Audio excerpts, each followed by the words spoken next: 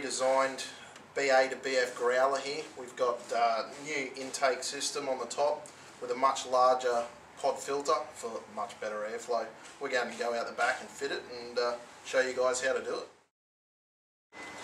Okay, here we are fitting the BA and BF Growler.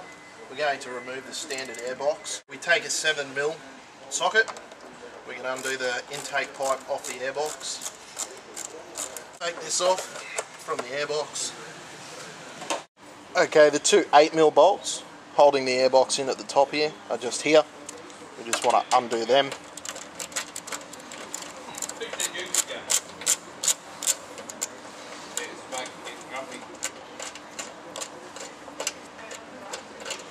We've got one more, a third bolt, just to take out of the front, down the bottom of the airbox, right down in behind the headlight there. To get this third bolt out, you may need an extension, because it's right down the bottom here. Just put that in place, and undo like so. Okay, we're just going to take the standard intake pipe off now, so as we can continue to get the airbox out.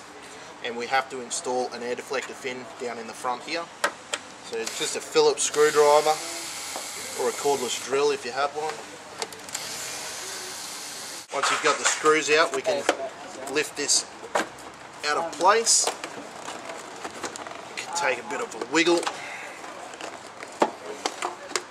Get that out. Now the airbox will come out if you just make sure you don't pull on the wires up the top. Can lift the restrictive airbox out, restrictive standard airbox, screw bits out to get the top grill out of place so as we can put our air deflector fin down in here. So Phillips screwdriver again, just removing the scrivets one by one. Some of these you may need to get your fingernail underneath or a flat bladed screwdriver to lift them up. Okay, now we've got our scrivets out. We can lift the grill out, which has a couple of clips down the bottom here. If you just pop the clips out, it just lifts out. Okay, now we're going to mount the little air deflector fin. Just goes into place like this, once you've got the grill out obviously. And it's just a 3.5mm drill bit. I've got a step drill, but just mark the hole locations here. Then I'll take it back out to drill it. Okay, to drill these holes we just use a little trick here. We've got a little magnet. We just use a plastic bag. So the bag that the growler came in, you can use that if you've got a magnet yourself. Just put the bag over the magnet. So when you're drilling the hole, all your metal swarf will actually go onto the magnet and not down through your car, and it starts to rust.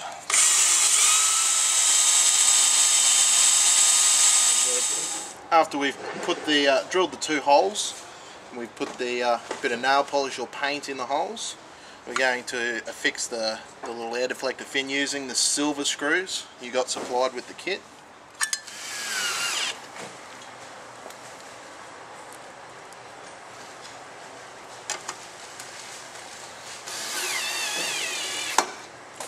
Done.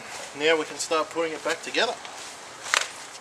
Okay, we can put the top grill assembly back together now. Just a matter of putting it back the way you got it out. You may have to move and adjust some of this down out of the way.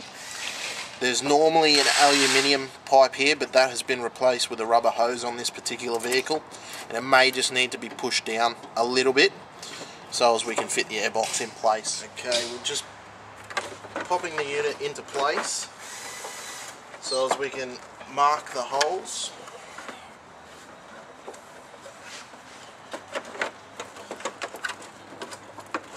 Radiator support bracket here, so we can mark the two holes and then take the unit out of place to drill them. So once we've got this in place, we can then hold it where it's got to be. Just use your 3.5mm drill bit again just to mark where the holes are going, and then the unit can come back out of the way for the time being. Okay, now again, if you've got your magnet, put that beside where the hole's going.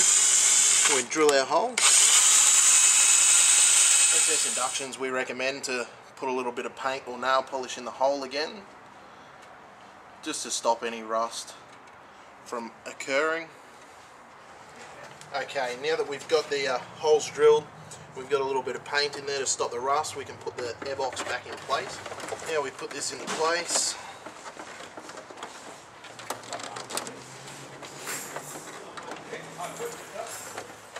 Okay, taking the black screws that were supplied in the kit, so 2 black screws to go in, and just screw the front of the unit down. Now taking the 7mm socket that we used at the start to undo the intake hose. And when you're clamping this up, just make sure that both sections are aligned on the hose and the clamp.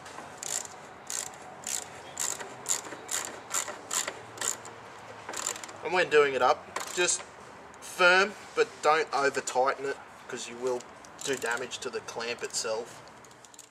So as you can see, what we've done here is we've raised the top of the body up and incorporated the 2 vents in the top here to allow extra airflow that's coming over the top of the headlight. Same as on our FG style growler, to increase airflow, therefore performance and fuel efficiency. Okay, taking the standard intake pipe, just going to clean the end that goes onto the airbox with a bit of terps or something similar, just to clean any of the dirt off, because we're actually going to attach the foam that's supplied, just to make a nice seal going into the growler unit itself. So once you've cleaned it, we take the backing off the foam tape and then just apply it to the outside of the actual intake pipe. Okay, so now you can see, once I've attached the foam tape to the outside of the intake snorkel, right on the end, then we can put that into place, and that just makes a nice seal to stop any hot air actually getting into the airbox. And that just slides down into place. And then once we've got that into place, the two screws that you took out at the start just go back into place to hold the intake snorkel in place.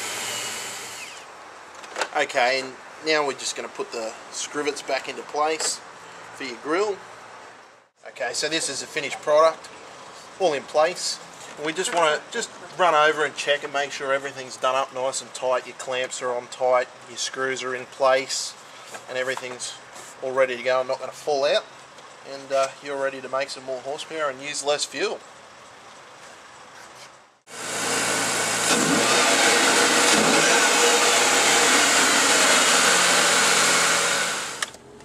Okay, we're just taking Mick's car for a test drive now, so as he can see the difference for himself that the growler makes.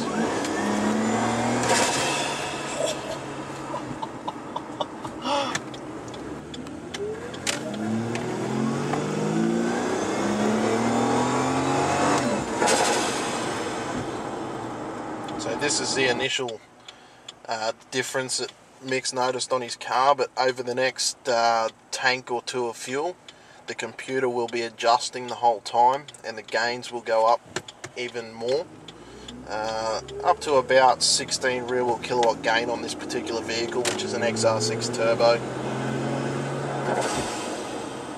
Just seems more torquier too, just easier on the pedal. You don't have to dig into the accelerator pedal to get it going. That's because of the much better airflow. The throttle response is a lot better because it's able to get the air a lot easier. Therefore we get much better throttle response and torque.